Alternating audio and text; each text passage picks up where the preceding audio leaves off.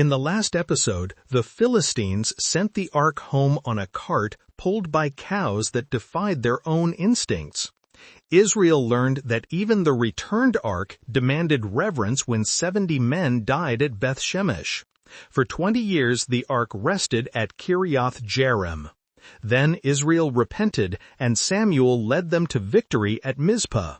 The Lord thundered, and the Philistines fled. Under Samuel, the nation found peace. When Samuel grows old, he appoints his sons as Israel's leaders. The name of his firstborn is Joel, and the name of his second is Abijah, and they serve at Beersheba. But his sons do not follow his ways.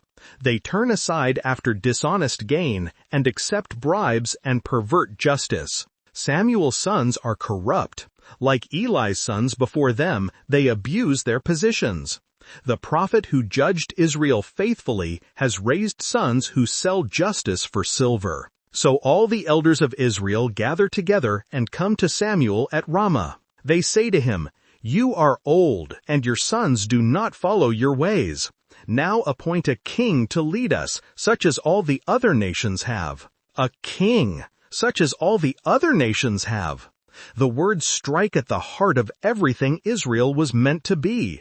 They were not supposed to be like other nations. They were the people of God, ruled by God, guided by prophets and judges. Now they ask to be ordinary. But when they say, "Give us a king to lead us," this displeases Samuel. So he prays to the Lord. Samuel is grieved. He has given his life to leading Israel, and now they want to replace him. He takes his pain to the Lord. The Lord tells him, "Listen to all that the people are saying to you. It is not you they have rejected, but they have rejected me as their king." The rejection is deeper than Samuel. The people have not merely set aside their aging prophet. They have set aside God himself. This is the theological heart of the matter. The corrupt sons are the occasion, but not the cause. The cause is Israel's unwillingness to be ruled by an invisible king, to trust a God they cannot see, to fight battles they cannot win. As they have done from the day I brought them up out of Egypt until this day, forsaking me and serving other gods, so they are doing to you. Now listen to them, but warn them solemnly and let them know what the king who will reign over them will claim as his rights. God grants the request, but first Samuel must warn them what they are asking for. Samuel tells all the words of the Lord to the people who are asking him for a king. He says, "This is what the king who will reign over you will claim as his rights.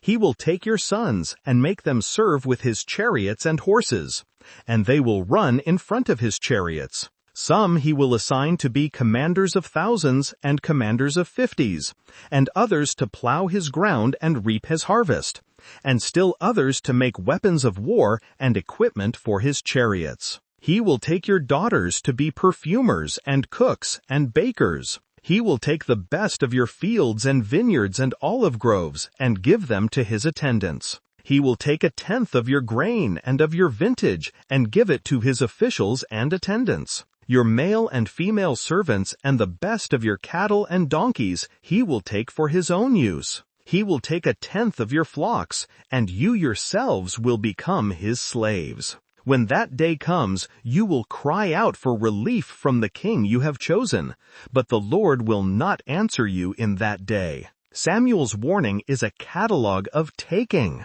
The king will take your sons, take your daughters, take your fields, take your grain, take your servants, take your flocks, take your freedom. But the people refuse to listen to Samuel.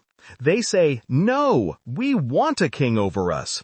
Then we will be like all the other nations, with a king to lead us and to go out before us and fight our battles.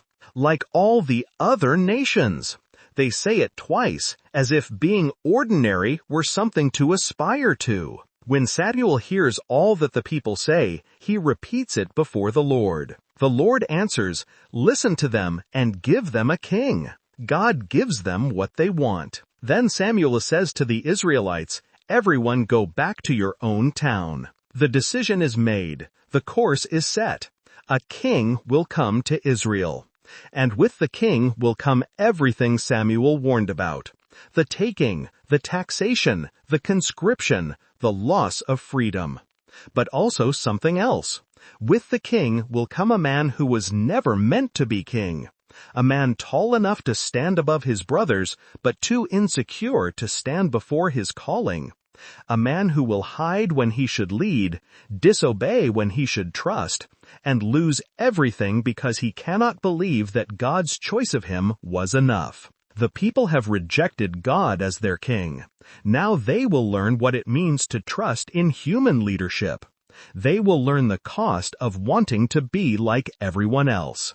And the tragedy of Saul begins. Thank you for listening to this episode about Israel's demand for a king.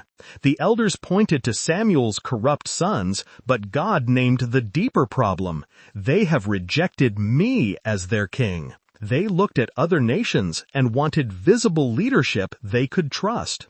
God granted their request, but warned them of the cost. In the next episode, a young man will go looking for his father's donkeys. He will find a prophet instead. And Samuel will pour oil on his head and tell him that the Lord has anointed him ruler over his inheritance.